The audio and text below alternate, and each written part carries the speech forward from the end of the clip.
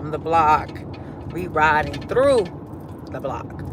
I just wanted to come on here. I know it's Father's Day. I know, right? I know. It's Father's Day. But I just felt like there's some information that I'm sharing. There's good conversations around the table with fathers, friends, family, good conversation. So while everybody's together, chopping it up, eating, celebrating, barbecue, swimming, all that, it's good to talk about what's going on the block. Few things. I think I'm going to do a video for each. I'm not going to make you listen to all this stuff. So I'm going to hit them one by one. I am super excited about the upcoming collective. What's happening is, like, in communities, we have all these amazing organizations, right? And we do our thing. Like, you got all these amazing organizations. But one of our local in Tampa, I'm coming live from Tampa, on the block, through the block in Tampa today. And so one of our city council members, Harvard grad, econ major, they took the time, and they do this every year. And they go through and they evaluate with professors from University of South Florida, some of the best rated individuals that's in like econ majors, gurus. I mean, like the goats of economics and what that looks like.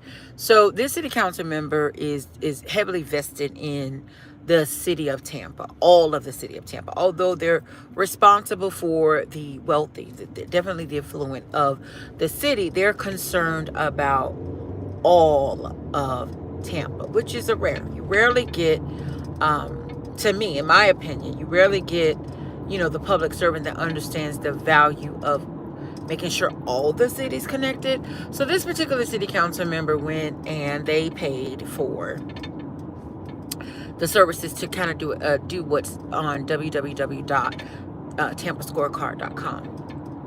And so a couple weeks ago, this information was presented to a group of entrepreneurs, community stakeholders, individuals that cares about the city of Tampa, in the marginalized community particularly. And so what we found was that there were 3 areas that should be addressed immediately. And one of them is home ownership amongst Black people. Or if you want to say BIPOC, but particularly Black people, was about 39%. That number, just for everything to be well balanced or positioned in a way that's not so challenging for this demographic, is that we need, like yesterday, we need that number to go to 60-70%. So how do we get there? That's what we're going to talk about. So then the number 2 thing was the entrepreneurship, making sure our businesses can be developed to the point that they qualify to participate for some of the larger government and city contracts, things like that, and that our businesses are set up to scale. Sometimes we're working in our business and not on our business, and that impacts us so that we're not able to do all the things that we want to do. So in Tampa, our city council member put this information together, and we want to try and make a difference. The number 3 thing is that just that it segues right into number 3, which is to make sure that our businesses are being they're set asides available, or we can participate in some of these city contracts, government contracts. Although I know what the president said, locally, he doesn't dictate what happens here. Our city council members and our mayors, they determine what happens locally, and they can still give us some of the funds as it relates to setting aside for businesses, minority, BIPOC, people of Black, Indigenous, people of color, or minorities, women-owned. Disadvantaged businesses can still get an opportunity to spend them coins in those government contracts. So all the organizations that we have in this city, we call in. It's a clarion call for all of us to come together to figure out how we're going to work on just those 3 things. Because would you agree with me? And I'm not trying to shade your organizations, your nonprofits, your businesses, hunty. But if we at 39%, we at the bottom of the barrel in the state of Florida for the most part. But in Tampa, we're at the bottom of the barrel.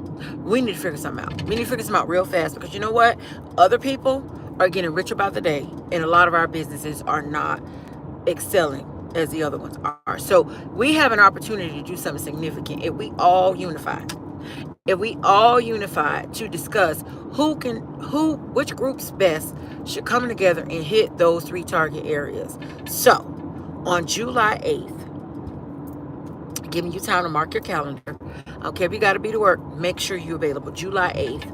On July 8th at 2106 Main Street, the venue, we're gonna have a little session whereby we discuss which group needs to work on what and how we can make a difference to make an impact in our communities in just 3 areas. Like, we got all these little organizations working in silos.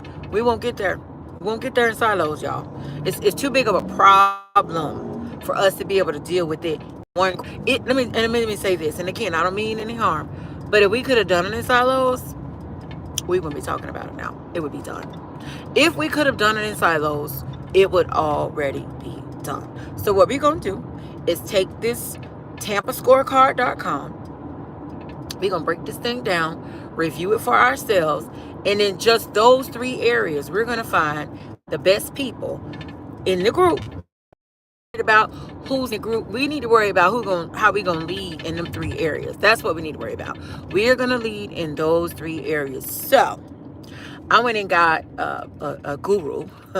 I went and got Dr. Lena Graham Morris, who is accustomed to working on multi-million-dollar contracts, 5 million, 800 million, whatever, and then responsible for bringing that business to her family-owned business. And so now she's self-employed, and she's doing just that for businesses. She's helping them scale. She's helping them be able to participate on some of those larger contracts. So on July 8th, we're going to create we're going to have a discussion, right? And we're going to talk about how we can all put this together so that all of our businesses, and we will have home ownership, and we'll have opportunities so that everything on our end, on minorities, women on disadvantage, our businesses, our communities can be better, because it hasn't been working before. I've seen that scorecard and wasn't sure how to wrap my head around what do we do to make a difference from it. But the man that spent the money on the scorecard, we might as well use that to help us govern how we're going to address these disparities. How are we going to close that gap in the lack of what we're seeing? And if we just target those 3 areas, we can add more if you want to do 5, but I just feel like we need some targeted effort towards making a difference. So July 8th, if you want to join, feel free. I'll leave my number, but July 8th at 2106 Main Street, the venue, we are going to link there and have a discussion at 10 a.m. We're going to talk about these things in our next steps, because we have to start working on this like now. Like right now, we need to do something like ASAP to make these numbers drive. So we want to change the outcome of this Tampa scorecard. By next year, we should see some progress. We're going to talk about it. Who should all be targeting home ownership? Who should all be working on the entrepreneurship and helping businesses scale? Who should all be working on guaranteeing that we got some of these government contracts and access to these city contracts? Those are low-hanging fruit. Get us all qualified, us all to the table. We want some of that money. So that being said, if you want to join, July 8th is the date. 2106 Main Street, and I'm live riding through the block, Tampa, Florida. I'm out, family. That's my podium making all that noise.